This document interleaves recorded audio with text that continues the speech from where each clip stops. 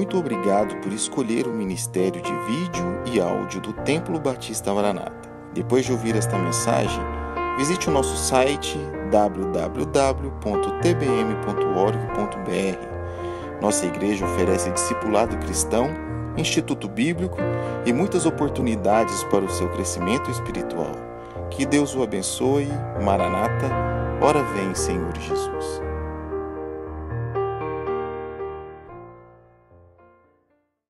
Versos 16 e 17. 1 João, capítulo 5, versos 16 e 17. Aqueles que puderem colocar-se em pé, por gentileza, que se coloquem. Quando fizemos a exegese do livro de 1 João, nós passamos por esse texto e nós usamos também esse título, Hamartia pros Thanaton, pecado para a morte. Então nós vamos desenvolver algumas questões nesses dois versículos. Hoje é o dia que celebramos a ceia e nós queremos ter em nosso coração bem fixo aquilo que o Senhor tem para nós. 1 João capítulo 5, versos 16 e 17 dizem: se alguém vir pecar seu irmão, pecado que não é para a morte, orará, e Deus dará vida àqueles que não pecarem para a morte. Há pecado para a morte, e por esse não digo que ore. Toda a iniquidade é pecado, e há pecado que não é para a morte. Pai, nós oramos nesse momento que temos a Tua palavra aberta diante de nós, no desejo que Teu Espírito Santo haja em nossos corações, em nossa mente, que Ele desperte também a consciência de cada um de nós. Reconhecemos, Pai, que a questão do pecado é gravíssima e ela deve ser tratada dentro dos Teus parâmetros. Nós confiamos na ação do Teu Espírito e nessa confiança oramos em nome de Jesus, o nosso Salvador. Amém. Podem se assentar, irmãos?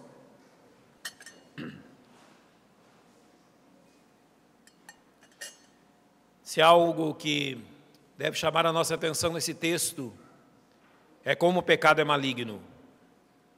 Nós não podemos considerar em momento nenhum o pecado como uma coisa menor. Nós devemos sempre observar o pecado pelos olhos de Deus. Porque observando pelos olhos de Deus, nós nunca erraremos. E nós teremos a ideia certa sobre o que o pecado significa e o mal que o pecado causa na nossa vida. Infelizmente, o pecado ele é tão maligno que ele leva o pecador a ter orgulho do seu próprio pecado. O pecado é tão maligno que ele leva o pecador a realmente alegrar-se no prazer do pecado. O pecado é prazeroso, sim, mas o prazer do pecado é, no momento que você o comete, vamos dizer, ele é doce, mas as consequências são amargas. A palavra de Deus nos exorta constantemente contra o pecado, e neste texto em especial, ele usa a expressão pecado para a morte, hamartia pros thanaton. E ele nos chama a atenção aqui que há pecado para a morte. E quando ele diz que há pecado para a morte, ele está dizendo que há pecados que causam a nossa morte. Isso tanto pela lei da semeadura e da colheita, quanto pela disciplina de Deus. Sim, Deus disciplinando os crentes, Ele pode usar da morte do crente para que o pecado não venha a destruir mais ainda a sua vida. Então, em primeiro lugar, esse texto fala a nós que já conhecemos Cristo, mas fala também a todos aqueles que, não conhecendo Cristo, ainda vivem debaixo do domínio do pecado, para que tenham toda a atenção àquilo que a palavra de Deus tem a nos dizer. Eu quero falar algumas questões a respeito desses dois versículos, e eu quero começar dizendo sobre qual aspecto do pecado esse versículo está enfocando. Como é o olhar desse versículo sobre a questão do pecado? Para que lado João está olhando, em quais questões específicas João está olhando quando ele fala do pecado para a morte? E é importante que nós observemos o olhar do escritor para que nós possamos compreender exatamente do que ele está tratando. E começando a falar desse aspecto que está em foco aqui, eu preciso dizer-lhe sobre a consciência a respeito do pecado. A consciência daquele que comete pecado. E eu preciso então olhar para o Velho Testamento para demonstrar isso. Quando a Bíblia fala de pecado para a morte, logicamente, em primeiro lugar, nós lembramos daquilo que o Velho Testamento disse. E no Velho Testamento nós encontramos, dentro da lei, dentro da vida do povo de Israel, pecados que eram punidos com morte e pecados que não eram punidos com morte. Por exemplo, capítulo 15 do livro de Números, especificamente o verso 27, ele vai chamar a atenção nesse texto sobre pecados que as pessoas ou a nação de Israel podiam cometer por ignorância. Eles não tinham a consciência de que tais coisas eram pecado e eles as cometiam.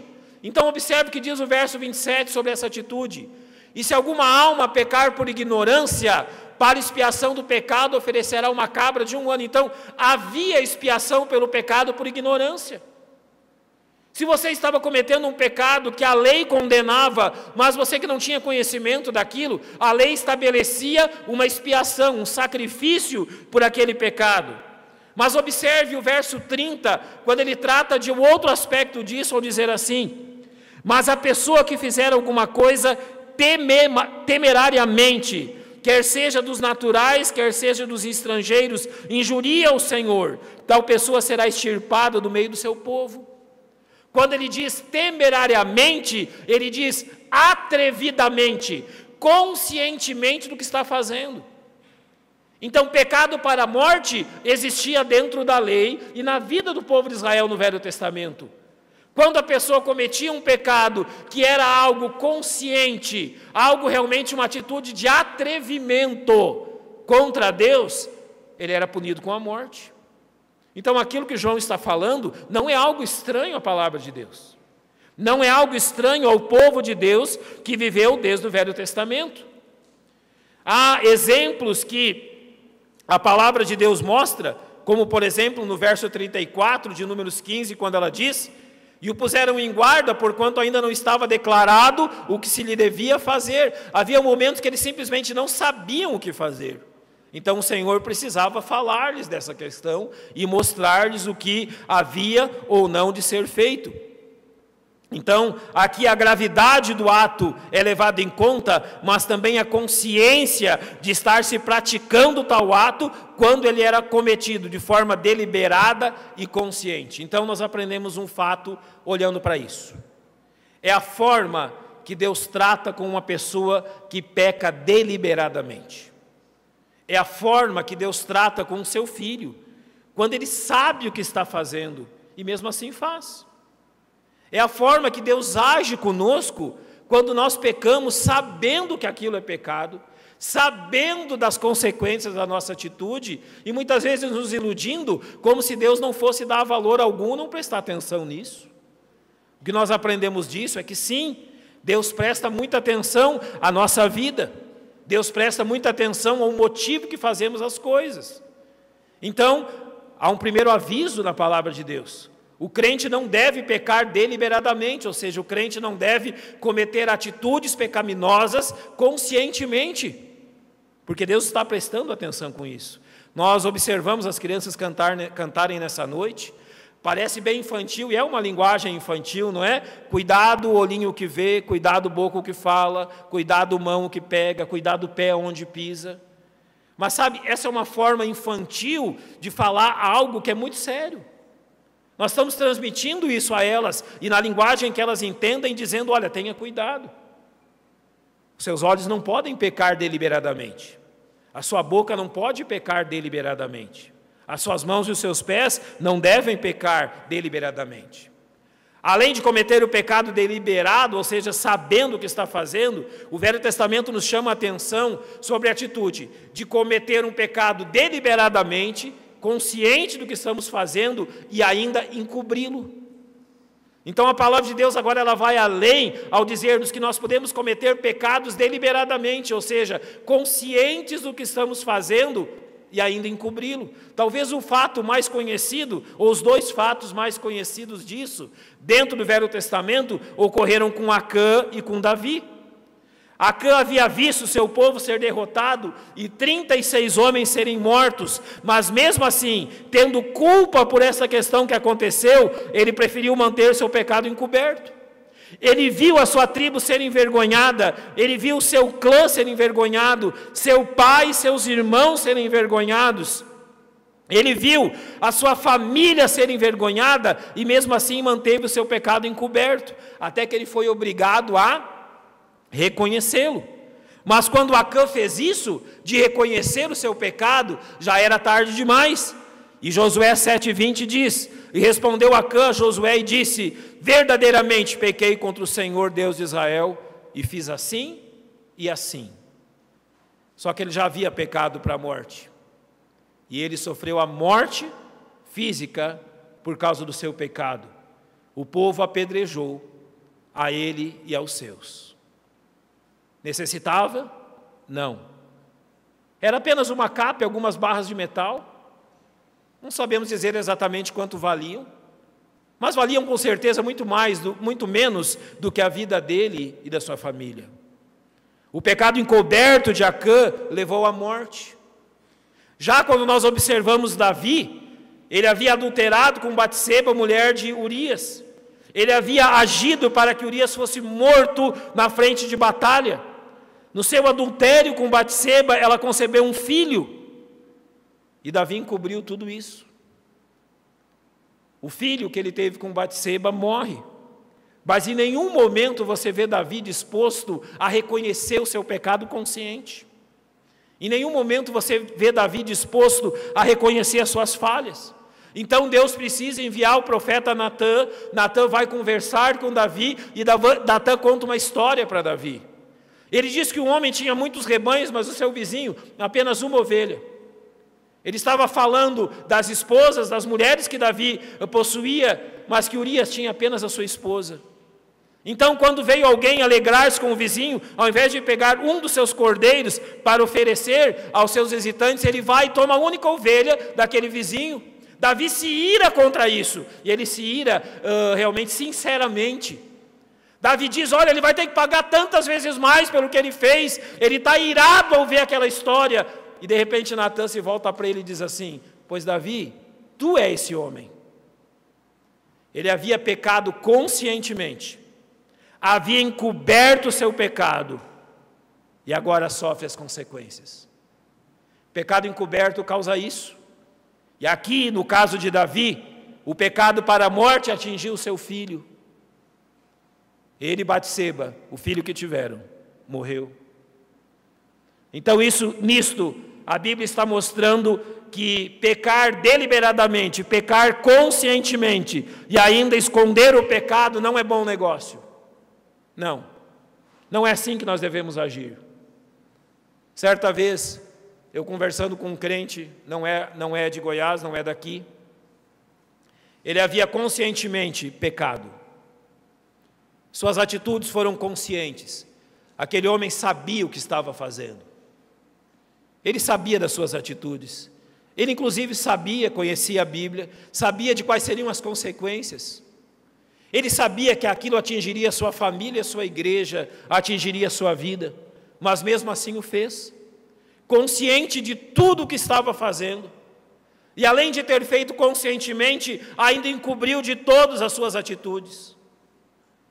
Em determinado momento, quando as questões vieram à tona, e a sua família foi atingida, e a sua igreja foi atingida, e tudo o que ele vivia foi atingido, ele simplesmente disse que enquanto ele encobria o pecado, o único desejo que ele tinha era morrer.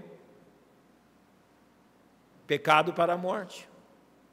Pode ser que Deus, na sua misericórdia, não tire a sua vida, mas Ele vai tirar tudo, aquilo que te dá prazer e alegria. Então nós devemos estar conscientes disso, não pecar conscientemente, deliberadamente, e muito menos encobrir as consequências ou o fato do nosso pecado. Em segundo lugar, eu preciso dizer aos irmãos sobre a consequência da decisão de permanecer em pecado. Quando você peca conscientemente e você conscientemente decide permanecer dessa forma. Você peca e você decide: eu vou permanecer pecando dessa forma. É interessante, nós vamos celebrar hoje a ceia do Senhor, e o verso 28 diz assim: examine-se, pois, o homem a si mesmo, e assim coma deste pão e beba desse cálice. Pois o que come e bebe indignamente, come e bebe para a sua própria condenação. Olha o que a Bíblia está nos chamando a atenção. que quando nós celebramos a ceia do Senhor, o que deve acontecer? Nós devemos examinar o nosso próprio coração, confessar os nossos pecados, se assim for necessário, e assim comer do pão e beber do cálice. Os crentes não devem deixar de participar da ceia, eles devem resolver os problemas. Mas o que aqui está tratando é que você tenha consciência das suas atitudes e você não quer resolver o problema, você quer manter as coisas como estão. Então o verso 30 vai dizer assim: por causa disso há entre vós muitos fracos e doentes e muitos que dormem. A Bíblia aqui está ensinando que a disciplina de Deus tem graus.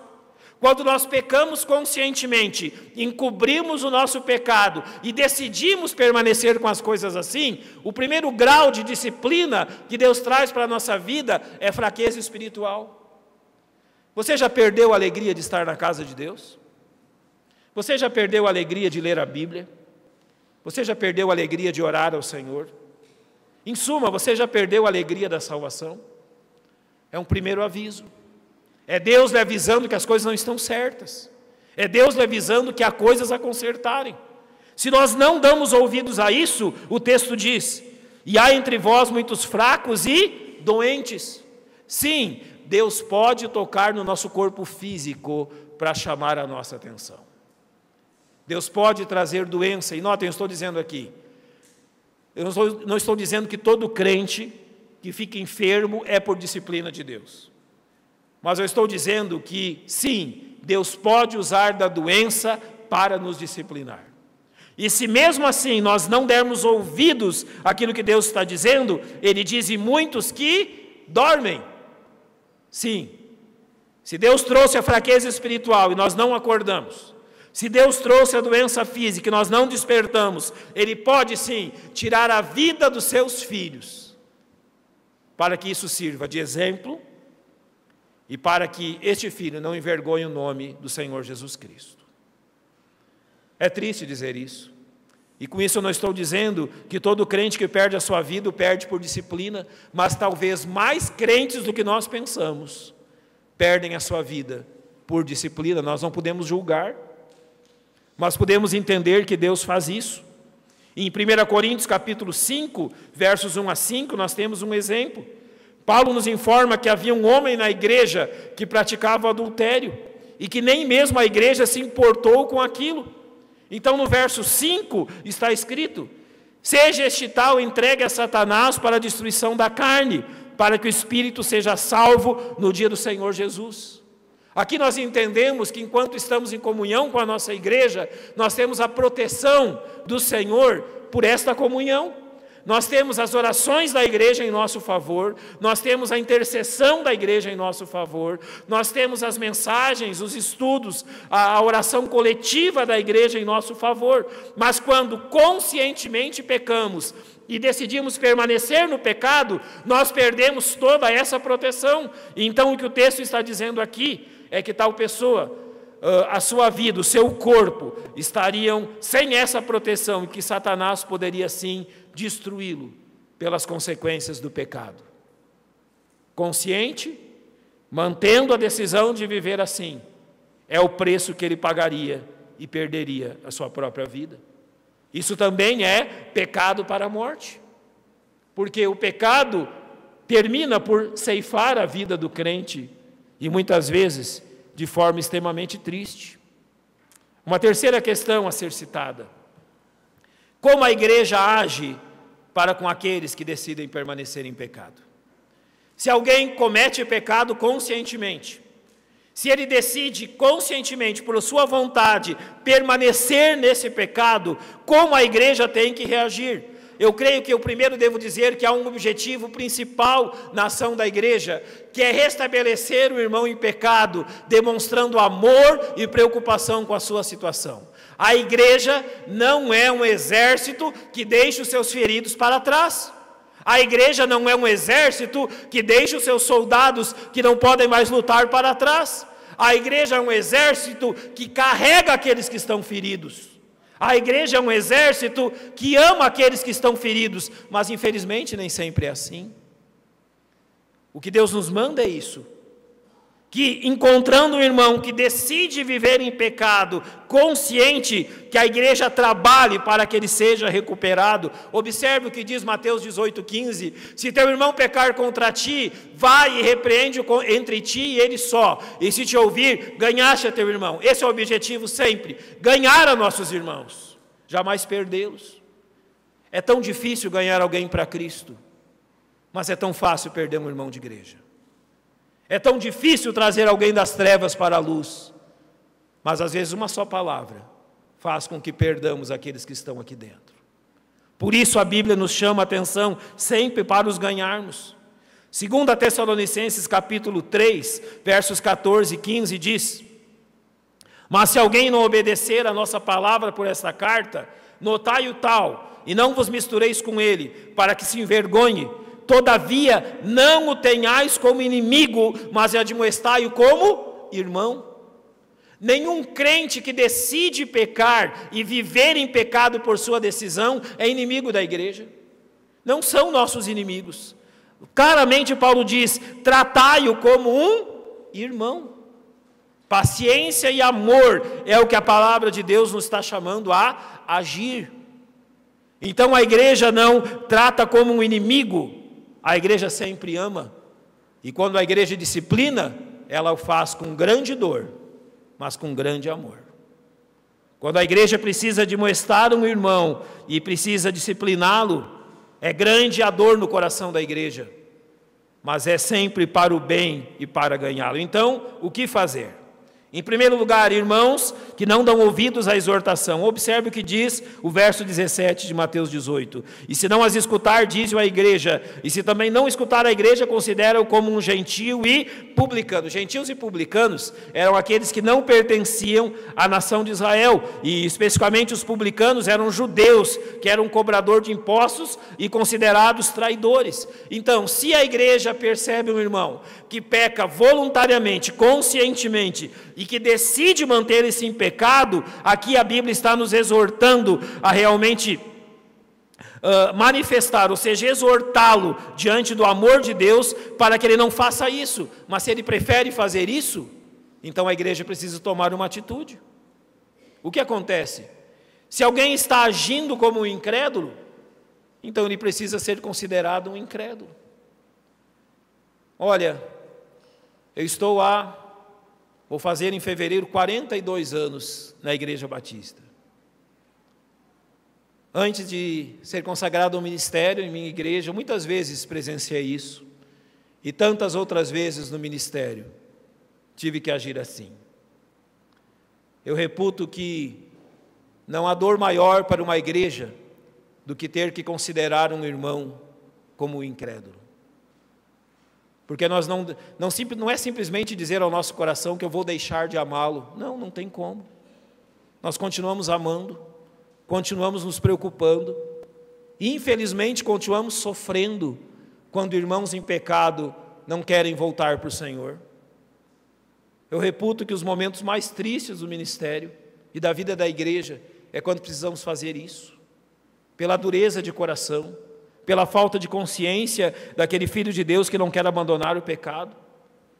É triste quando fazemos isso, e fazemos isso por obediência ao Senhor, mas com sofrimento, com dor no coração, com tristeza, nunca com alegria. Jamais fizemos isso com alegria, jamais fizemos isso com prazer, fizemos em lágrimas, porque o Senhor manda, e se dependesse de nós, talvez não faríamos. Fizemos em obediência a Deus quando foi preciso, mas com imensa dor. Então jamais deixemos a situação chegar nesse ponto. Obedeçamos a Deus e vivamos nos seus caminhos, sempre esta é a melhor forma de agir. Em segundo lugar, irmãos que vivem de forma desordeira, 2 Timóteo 3,6, 2 Tessalonicenses, capítulo 3, verso 6 diz: mandamo-vos, porém, irmãos, em nome do Senhor Jesus Cristo, que vos aparteis de todo irmão que anda desordenadamente e não segundo a tradição que de nós recebeu. Aqui Paulo trata especificamente de irmãos que não queriam trabalhar a fim de prover seu próprio sustento, após serem advertidos, não mudaram a sua atitude. E a aplicação dessa exortação, ela se dá a irmãos que se deixam envolver em qualquer tipo de desordem da sua vida e não tomam providências para solucioná-la. Por vezes nós entrarmos em problemas é uma coisa, mas quando nós entramos em problemas e não queremos resolvê-los, é uma outra situação. Todo crente deve estar pronto a resolver todo tipo de pendência em sua vida, jamais viver desordenadamente. Mas aqui a Bíblia nos chama que nos apartemos de todo irmão que anda desordenadamente. Por quê? Porque um pouco de fermento leveda toda a massa. Você já observou se nós permitirmos todo tipo de pecado na igreja? Se nós permitirmos que as pessoas vivam no pecado sem exortá-las? Então as outras pessoas também se acharão no direito de viver nos mesmos pecados. Isso não pode ocorrer. É realmente uma falta grave contra o Senhor quando nós não tratamos dos nossos pecados. Em terceiro lugar, irmãos que causam divisão, Romanos 16, 17 diz que rogo-vos, irmãos, que noteis os que promovem dissensões e escândalos contra a doutrina que aprendestes, desviai-vos deles. Nós somos uma igreja que sempre prezamos pela doutrina bíblica, amamos a palavra de Deus, amamos o que o Senhor Jesus Cristo nos ensinou. Somos uma igreja que jamais queremos nos desviar dessa doutrina, aceitar doutrinas que não são bíblicas, aceitar coisas que Deus jamais fez. Mas podemos enfrentar o problema de algum irmão entender de forma diferente e trazer à igreja alguma doutrina ou algo que ele acredita que não esteja na palavra de Deus. Não deixamos de amar tal irmão, mas nós temos um compromisso para com o nosso Deus, de amar a palavra dele. Se alguém traz uma verdade que não é bíblica, nós não podemos nos colocar ao lado. Não é que nós não queremos, nós não podemos. Deus está em primeiro lugar. A verdade de Deus está em primeiro lugar. E não a verdade dos homens. É por amor ao nosso Deus que amamos a sua palavra e nos desviamos daqueles que trazem uma falsa doutrina. E em quarto lugar, irmãos que vivem em práticas morais reprovadas por Deus. 1 Coríntios 5,11 diz: mas agora vos escrevi que não vos associeis com aquele que, dizendo-se irmão, for devasso, ou avarento, ou idólatra, ou maldizente, ou beberrão, ou roubador, com o tal nem ainda comais. Agora, a palavra de Deus nos chama a atenção para alguém que se diz salvo, se diz irmão em Cristo, mas que vive nas questões imorais como as descritas nesse versículo. A palavra de Deus claramente está dizendo, com o tal nem ainda comais. Ele está agindo contra Deus, ele está agindo contra aquilo que Deus está ensinando. E a exortação aqui é um benefício ao testemunho da igreja. E aquilo que ele chama aqui é para estarmos ao lado do Senhor e contra qualquer tipo de pecado. Esse tipo de ação, em todos esses casos, visa realçar a responsabilidade de cada um e fazer perceber a gravidade dos seus atos, mas principalmente a igreja age assim em todos esses casos para levar os irmãos ao arrependimento. A igreja jamais trabalha para destruir a vida de ninguém. A igreja trabalha para que tenhamos sempre crentes arrependidos. A igreja trabalha para que tenhamos sempre crentes humildes e dispostos a obedecer a Deus. O pecado é algo tão terrível que está sempre pronto a destruir a nossa vida. O pecado é algo tão terrível que está sempre pronto a destruir o nosso casamento, a nossa família, roubar os nossos filhos, roubar a nossa tranquilidade, roubar a nossa paz, roubar a nossa comunhão com o nosso Deus e com a nossa igreja. Nós não queremos isso. Nós queremos sim que o nome de Deus seja glorificado e os crentes andem em comunhão com o Senhor e uns com os outros. Então, em quarto e último lugar, nós aprendemos qual a oração da igreja pela pessoa que decide permanecer em pecado. Notem como João nos orientou a orar segundo a vontade de Deus, no verso 14 desse mesmo capítulo 5. E esta é a confiança que temos nele, que se pedirmos alguma coisa segundo a sua vontade, ele nos ouve. Eu espero que você jamais tenha feito isso. Nós jamais oramos para que um irmão deixe a igreja. Jamais. Nós oramos pelo quê? Pela manutenção do corpo de Cristo. Celebramos a ceia nessa noite. Celebramos a ceia como corpo de Cristo. Você não celebra a não ser por exceções, alguém enfermo, alguém assim, os diáconos levam até o lar da pessoa o pão, o cálice, ceiam ali com ela, mas o normal nosso é o quê? Que celebramos a ceia como corpo de Cristo, juntos, unidos, em comunhão. Isto é um corpo. Se qualquer parte do nosso corpo for decepada, teremos dor.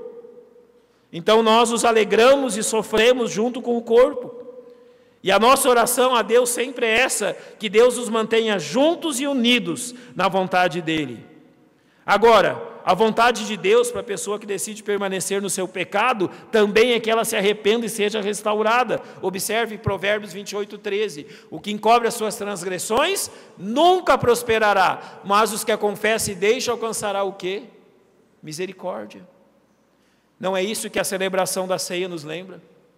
Que Jesus morreu pelos nossos pecados, que Jesus morreu pela existência da igreja, e que confessar e abandonar pecados é um ato em obediência a Ele. A confissão de pecados talvez seja o remédio que nós precisamos. Tiago capítulo 5, verso 16 diz: confessais as vossas culpas uns aos outros e orai uns pelos outros para que sareis. Quando celebramos a ceia, é importantíssimo sermos lembrados disso, que a confissão uns aos outros, a oração uns pelos outros é que nos sara. Encobrir pecados é mais difícil do que confessá-los. Encobrir pecados é mais caro do que confessá-los. Encobrir pecados é mais doloroso do que confessá-los. Mas confessar os nossos pecados, conforme lemos em 1 Coríntios 11, 28, quando nós examinamos os nossos corações e agimos conforme 1 João 1,9 diz, se confessarmos os nossos pecados, Ele é fiel e justo para nos perdoar os pecados e nos purificar de toda a injustiça. Confissão de pecados traz alegria, confissão de pecados traz paz.